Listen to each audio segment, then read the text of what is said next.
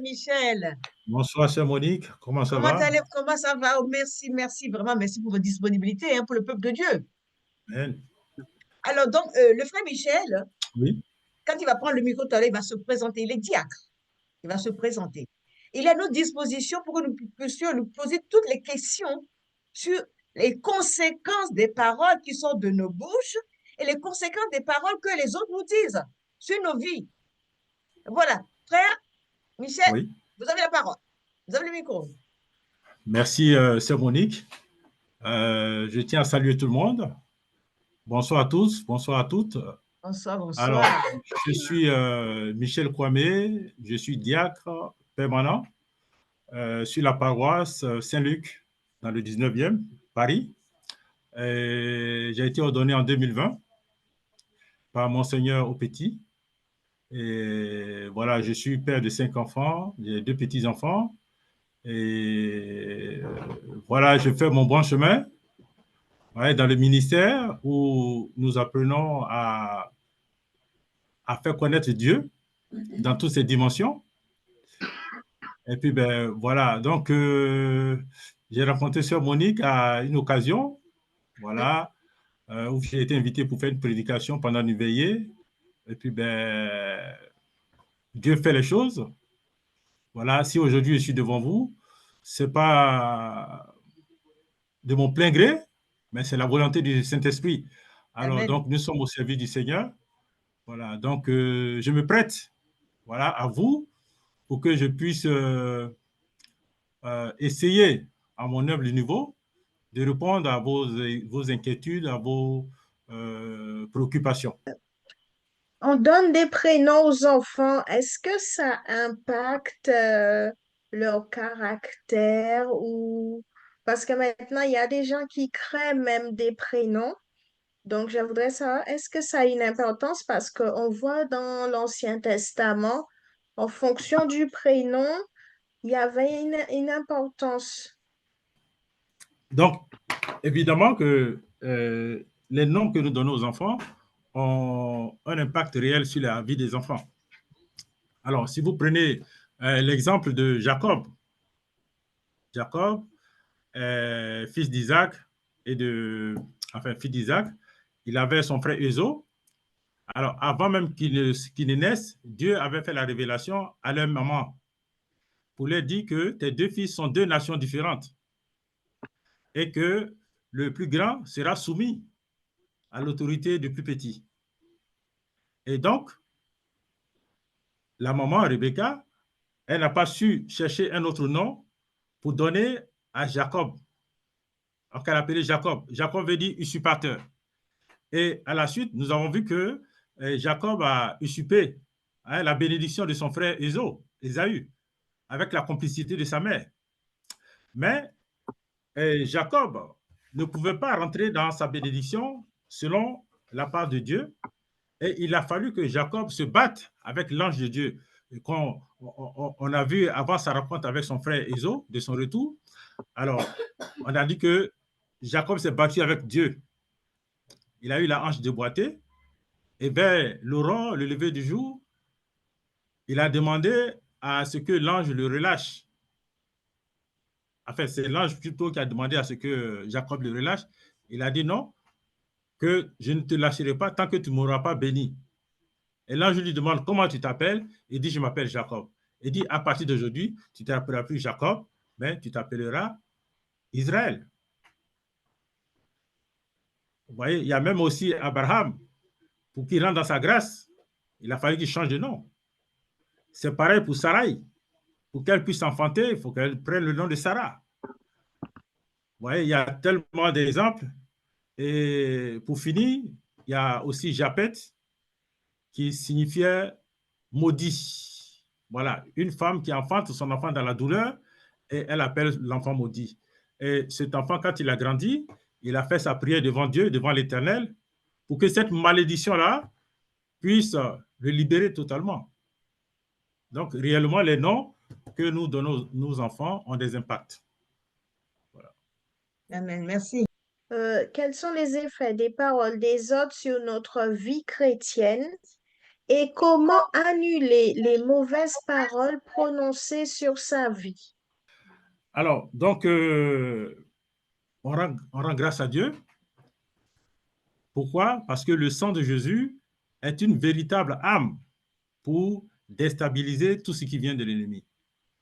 Alors, remarquez que tout enfant de Dieu doit pouvoir et savoir comment utiliser le sang de Jésus-Christ.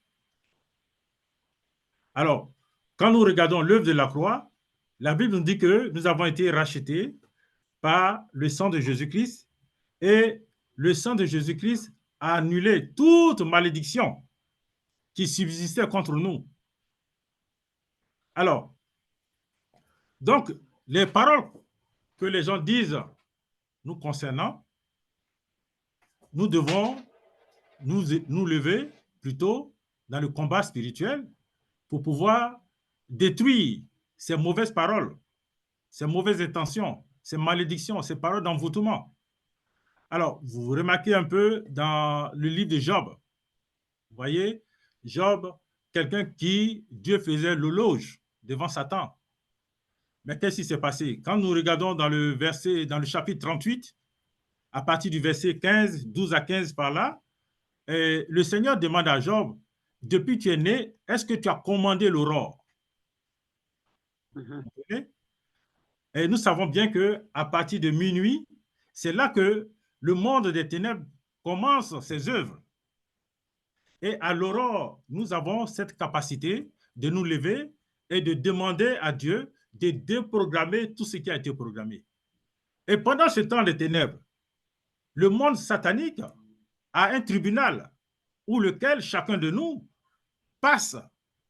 Et donc, soit celui-ci, je peux dire un nom, par exemple, Benjamin, sa famille, il y a voilà, des gens qui participent à la sorcellerie, à la magie. Alors, toutes ces personnes-là sont exposées. Alors, le tribunal va décider que Benjamin doit mourir par un accident, hein, accident de voiture, ou bien par une crise cardiaque, ou bien par quelqu'un qui pourrait le poignarder, ainsi de suite. Donc, à l'aurore, quand je vais me lever, je vais, dans ma prière, par la puissance du sang de Jésus-Christ, je vais annuler tout ce qui a été programmé par le monde satanique. Voilà, c'est des faits qui sont réels. Mais si nous ne nous levons pas pour combattre, alors qui ne fait rien consent. Alors je vais consentir cette malédiction, elle va finir par arriver. Voilà.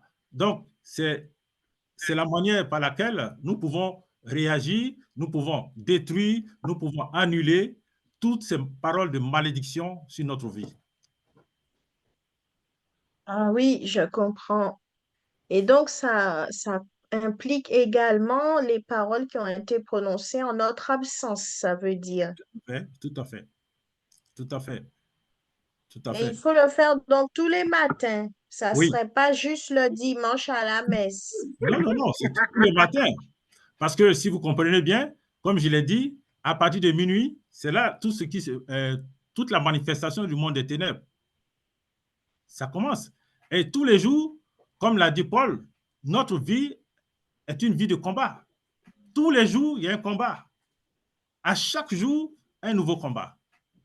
Alors, quand vous remarquerez, quand nous grandissons spirituellement, les combats ne sont plus les mêmes. Ça monte d'un cran.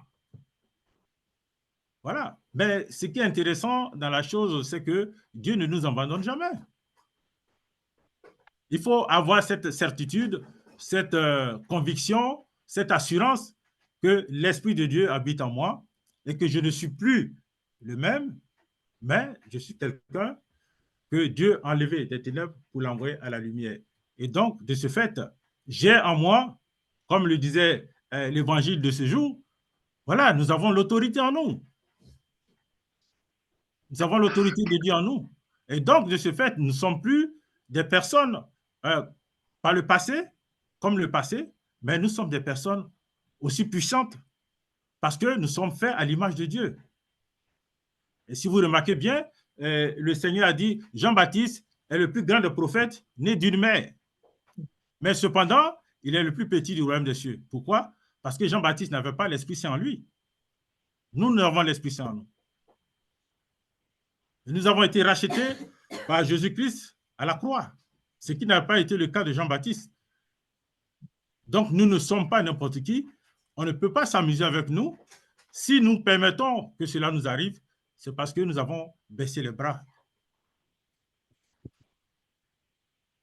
Voilà. D'accord. Et les gens qui disent tout le temps du mal d'eux, Bon, d'eux-mêmes. c'est, comme on l'a dit, le Père en a parlé dans sa vidéo. Alors, nos paroles ont un effet d'impact sur la vie des autres, comme sur nous-mêmes, notre propre vie. Pourquoi? Parce que la parole, elle est créatrice. Voilà. Si tu as l'habitude de dire à ton fils, tu es imbécile, tu es un imbécile, tu es un imbécile, l'enfant va, voilà, il sera un imbécile. Alors, je vais donner un exemple rapide. Regardez dans l'évangile, cette femme qui a perdu du sang pendant 12 ans. La Bible déclare qu'elle a perdu tout son argent, elle a consulté tous les médecins possibles, mais elle n'a pas eu gain de cause. Mais quelqu'un lui a parlé de Jésus. Qu'est-ce qu'on lui a dit de Jésus? Personne ne sait. Mais la Bible dit que à partir de cet instant-là, elle a commencé à se parler à elle-même. Donc, il y a l'usage de la parole. Elle s'est dit quoi? Dans ma situation, je ne peux pas toucher le Seigneur Jésus parce que je suis impur. Et elle pourrait être lynchée jusqu'à la mort. Vous savez que les Juifs n'aiment pas trop les personnes qui sont salies par le sang. Ils n'aiment pas trop ça. Voilà, donc cette femme se parlait à l'intérieur, elle se parlait à elle-même, elle parlait à son cœur, elle parlait à son âme, jusqu'à ce que, voilà, l'âme soit rassasiée de cette parole. Et lorsque elle a touché la robe de Jésus, automatiquement, la Bible dit qu'elle a reçu la guérison. Donc, vous voyez que la parole, elle fait beaucoup de choses. Elle peut faire du bien comme elle peut faire du mal. Donc, ça dépend dans quel côté vous vous trouvez. Tout à l'heure, le Père a dit, celui qui dit, ah, je suis fatigué, je suis mort, mais effectivement, cette parole va agir. Ne vous inquiétez pas, même le monde des ténèbres, tous ces marabouts, ces féticheurs, c'est la parole. C'est la parole. Il n'y a rien d'autre que ça, la parole. Parce qu'elle a une efficacité. Elle est puissante. Elle est créatrice. Donc, la parole peut créer beaucoup de choses. Du côté positif comme négatif.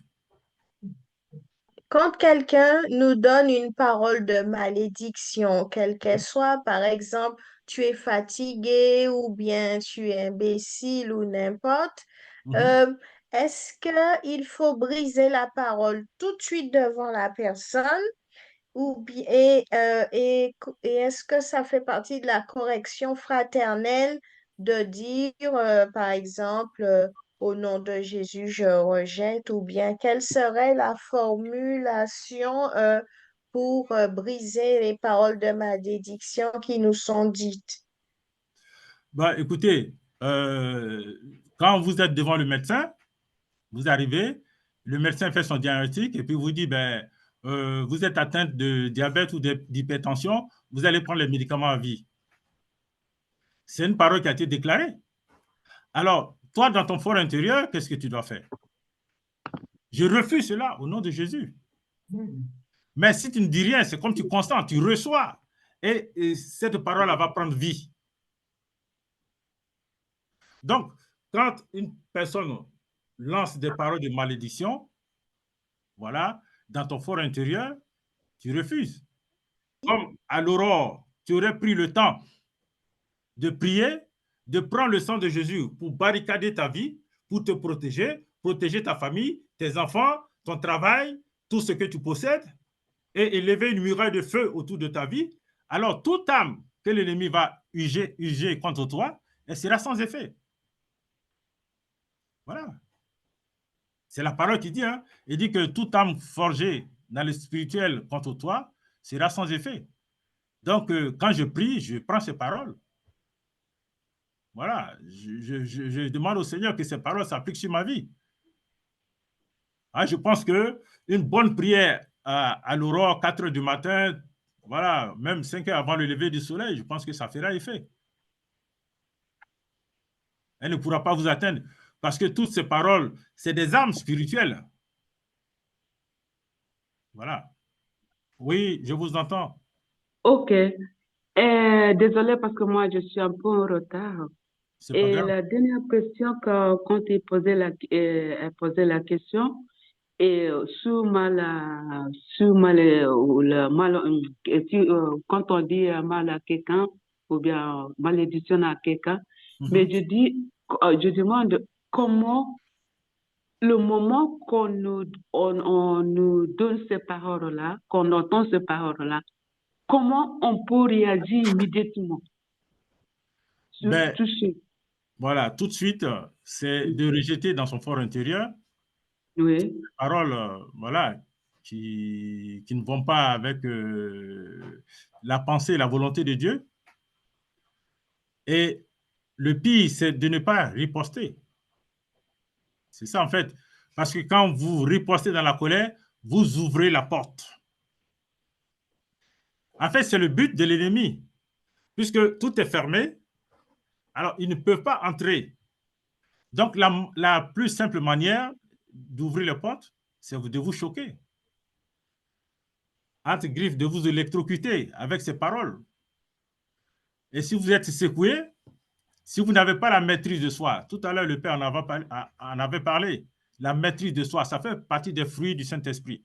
Si on n'a pas la maîtrise de soi, alors on ouvre les portes sans s'en rendre compte. Parce que la colère ne vient pas de Dieu. La colère est une âme de Satan. C'est pourquoi le Seigneur a dit que si tu es en colère, jusqu'au coucher du soleil, tu dois abandonner. Tu ne dois pas dormir avec parce que c'est l'ouverture. La colère ouvre les portes. Alors, si tes portes sont ouvertes, n'importe qui peut rentrer, prendre ce qu'il veut, il sort. Laissez votre porte ouverte, allez au travail, et puis vous revenez le soir, vous allez voir ce qui va rester. Donc, voilà, c'est des armes que l'ennemi utilise pour nous fragiliser. Et quand le Seigneur nous dit, ça, il ne faut pas le faire, il sait pourquoi. Le Seigneur ne dit rien pour rien. Donc, c'est des choses à éviter. Si la personne vous insulte et vous maudit, vous vous rejetez intérieurement, vous quittez les lieux. Il ne faut pas rester là. mm, mm. Voilà, il faut fuir le péché. Donc, c'est ça, en fait. Ok. Bien, merci, merci. De rien. Vous dites tout le temps en son fort intérieur. Mais moi, par exemple, quand les gens ils me disent je suis fatiguée, je Mhm. rejette verbalement, hein, pas que en mon fort intérieur. Et je dis à la personne d'arrêter de dire des paroles comme ça. Je le dis vraiment pas que en mon fort intérieur. Il faut rester discret là-dessus. Bah oui, parce que plus vous lui dites ne fais pas, elle va monter en puissance.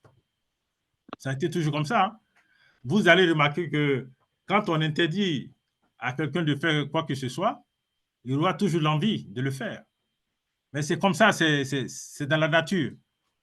C'est dans la nature parce que on a vu avec Adam et Ève, hein, ils étaient dans la grâce de Dieu, ils étaient dans la présence de Dieu. Et puis, ben, en fait, comme c'était un interdit, bon, on voulait voir qu'est-ce que ça allait donner. Il y a toujours cette envie-là. Donc, il ne faut pas donner l'occasion, moi je crois, il ne faut pas donner l'occasion à votre ennemi de prendre le dessus. Parce que déjà, nous sommes déjà vainqueurs. Voilà, Jésus a vaincu. Donc, nous partons en tant que vainqueurs. Donc, tu es vainqueur, tu ne peux pas, hein, donner cette possibilité à l'ennemi. Il ne faut pas faire comme Adam. Parce que Adam avait le secret de la terre. Il avait le pouvoir. Mais il a donné à Satan. Il a donné à Satan. Si vous Ok. remarquez euh, la tentation de Jésus après son baptême, Satan lui a dit quoi? On m'a donné. Et qui lui a donné ce pouvoir? Le- C'est Adam. Donc, il ne faut pas, il ne faut pas répondre. Moi, je pense que le silence est plus fort que l'agitation face à l'ennemi. Le silence est plus fort. C'est l'arme des enfants de Dieu. On n'a pas besoin de s'exhiber, de montrer qu'on est mûr, on est mature. On a cette maturité spirituelle. Et donc, on se permet de prendre le devant des choses. Quel type de prière faire pour briser la malédiction? Ben, comme je l'ai dit, hein, pour briser la malédiction, c'est les prières de combat, avec le sang de Jésus, bien sûr.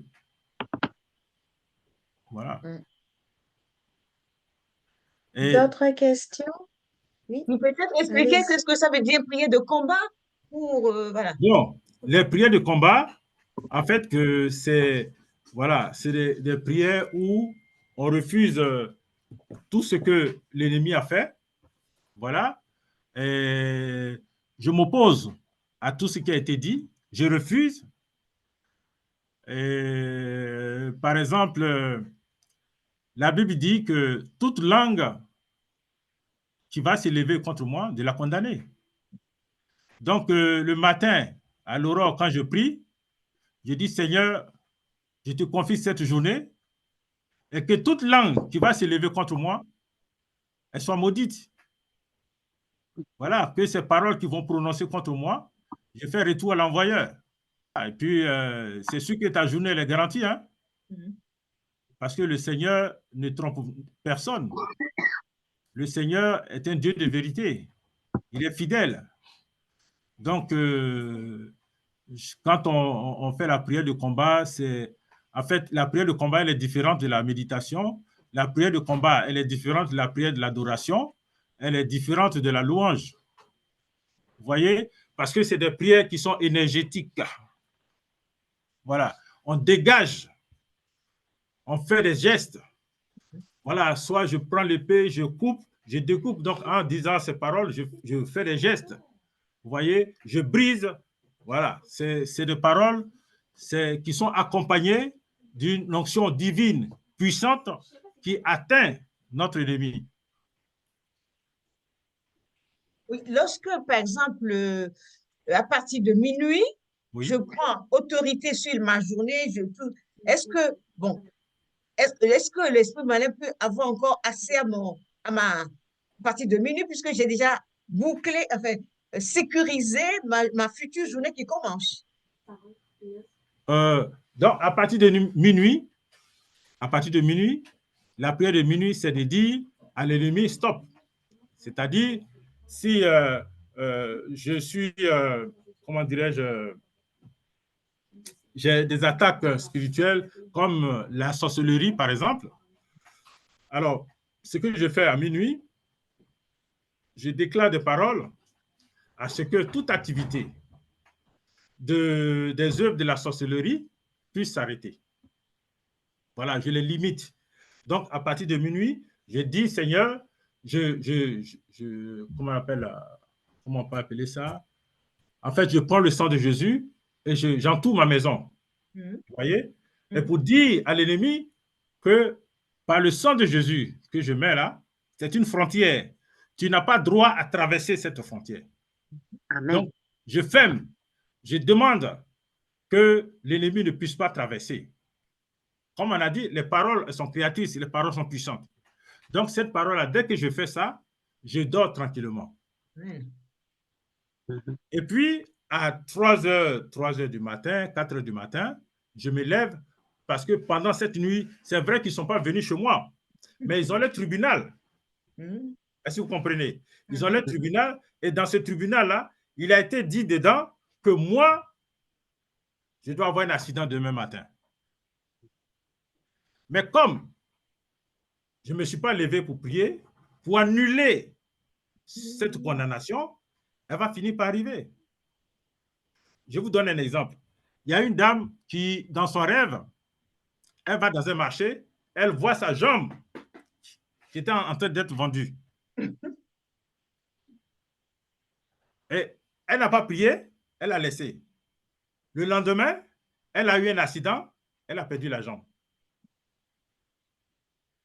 Elle a été amputée. Donc, vous voyez, c'est des choses qui arrivent. Mais si nous ne nous levons pas pour attaquer, ça finit par se réaliser. Des fois, tu dors à 3 heures ou 2 heures du matin, le Saint-Esprit te réveille. Tu ne sais pas pourquoi. Au lieu de te lever pour prier, tu préfères te remettre sous la couette. Et puis le lendemain, peut-être vers 10 heures, on t'appelle, ah, il y a ton oncle qui est décédé. Alors, le Saint-Esprit t'a réveillé pour empêcher cela, pour annuler cette malédiction. Mais tu as laissé. Qu'est-ce que tu veux que Dieu fasse encore? Il a fait son travail. Maintenant, c'était à nous d'assumer le reste. Voilà. Merci. De rien. Oui, allez-y. Oui. Et, et tout à l'heure, elle a dit pour renvoyer, est-ce que c'est bien pour renvoyer le malédiction à quelqu'un qui a dit ça?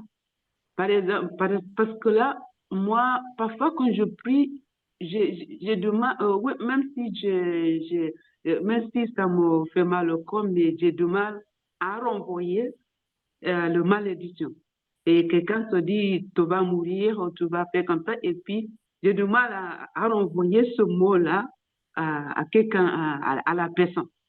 Voilà. Ou bien à l'ennemi ou à quelqu'un, ou bien si je prie, même si je pas quelqu'un en tête ou quelque chose comme ça, pour prier, alors ce qui m'attaque, qui est mort, ce qui me met, qui fait comme ça. Moi, j'ai du mal à faire cette prière.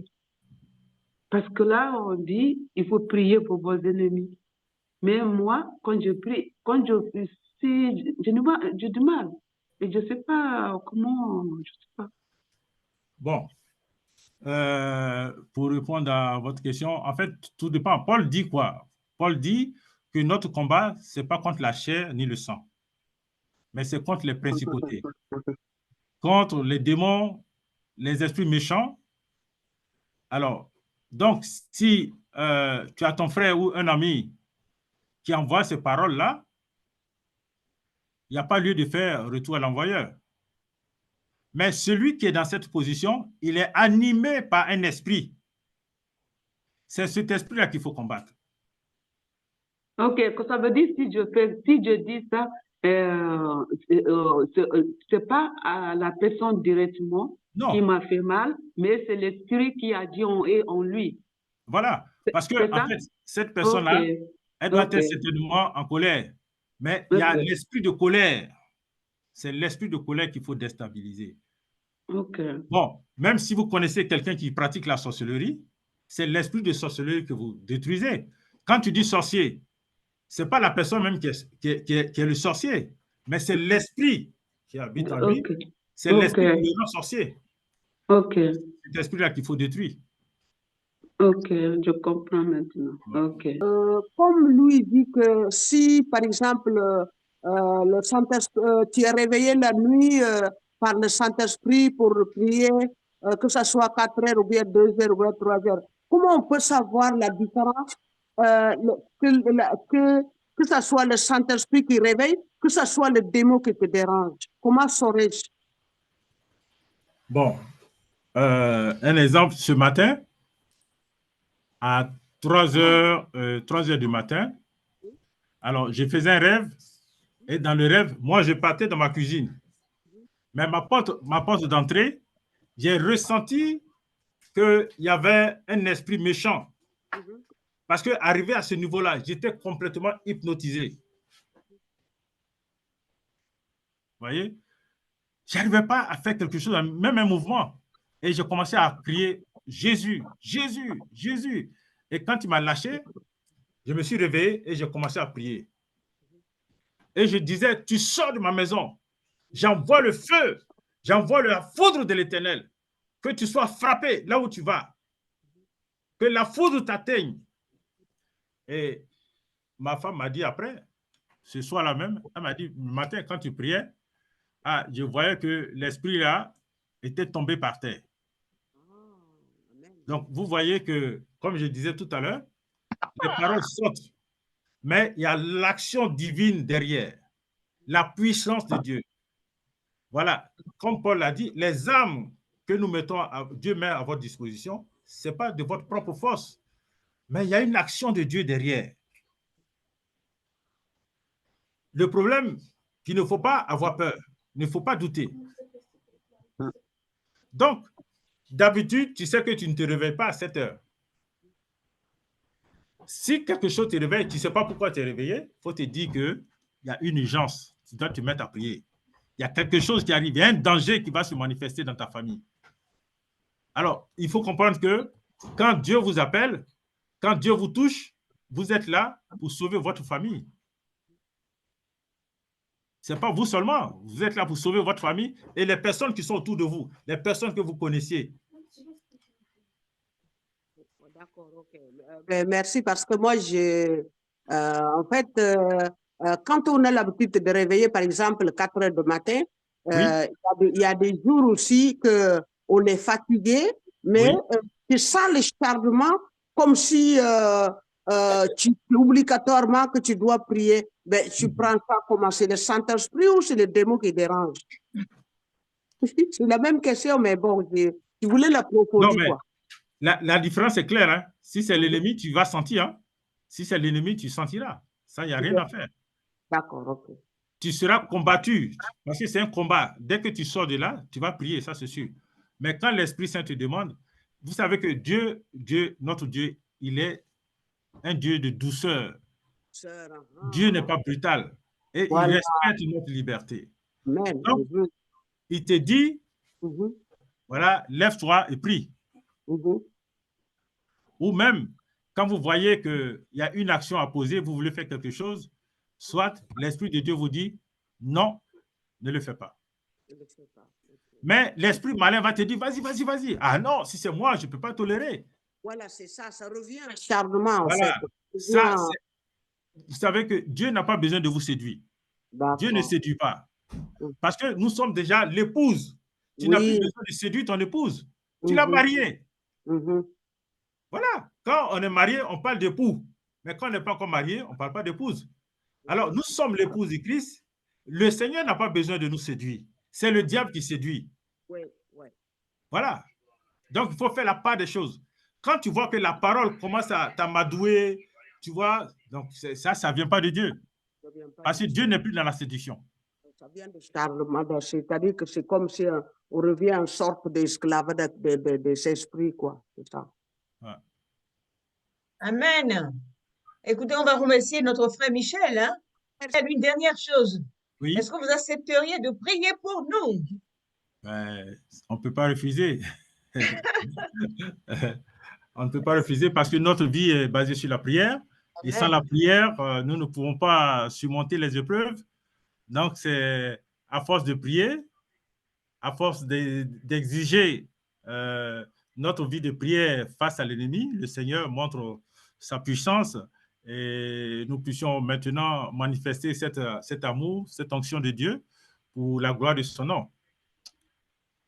Alors, donc, je vais demander à chacun de poser la main droite sur la tête. Voilà. Père éternel, je te bénis ce soir, je te rends toute la gloire.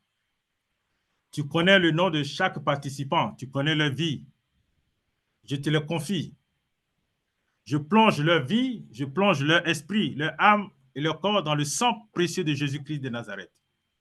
Et je plaide les mérites du sang de Jésus sur leur vie, sur leur projet, sur leur famille, sur leur mariage, sur leur enfantement, sur leur travail, sur toutes leurs finances et sur leur destinée. Seigneur Dieu de gloire, que le sang qui a coulé sur ta tête à cause de la couronne d'épines, que ce sang guérisse toute maladie mentale, guérisse, Seigneur, toutes les mémoires qui sont attardées dans le nom de Jésus-Christ de Nazareth. Je prie encore, Seigneur, que ce sang guérisse les maux d'yeux, restaure les vues et libère l'ouverture des oreilles spirituelles afin que tes enfants entendent ta voix. Je prie, Seigneur, que le sang de ton dos flagellé guérisse les maux de dos, redresse les colonnes vertébrales, libère les nerfs sciatiques au nom de Jésus-Christ de Nazareth. et le sang et l'eau qui ont coulé de ton côté, Seigneur, que ce sang rétablisse tous les organes, le cœur, les poumons, les foies, les pancréas, les reins, tous ces organes qui ont été touchés par l'ennemi, que ces organes soient restaurés maintenant par le sang précieux de Jésus-Christ de Nazareth. Seigneur, que le sang qui a coulé de tes mains guérisse toutes mains, les mains percées, ceux qui dépensent de façon inutile. Seigneur, que ces dépenses prennent fin, afin que tes enfants sachent épargner. Je prie, Seigneur, que toute main paralysée retrouve le maniement, retrouve l'action au nom de Jésus-Christ de Nazareth. Je prie, Seigneur Dieu de gloire, que le sang qui a coulé de tes pieds guérisse les articulations, guérisse les maux de pied, détruise tout esprit d'arthrose, de rhumatisme, au nom de Jésus-Christ de Nazareth.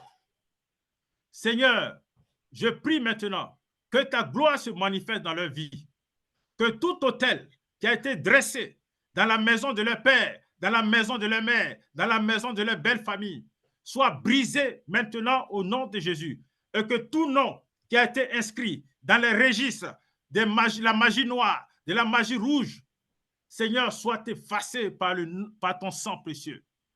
Je brise, Seigneur, toute langue qui va se lever contre tes enfants. Au nom de Christ Jésus, nous détruisons tout pouvoir maléfique, l'esprit de la sorcellerie, l'esprit de maraboutage, l'esprit de fétichisme, l'esprit des liens de famille, l'esprit de liens de sang, l'esprit ancestral, soit lié au nom de Jésus-Christ de Nazareth.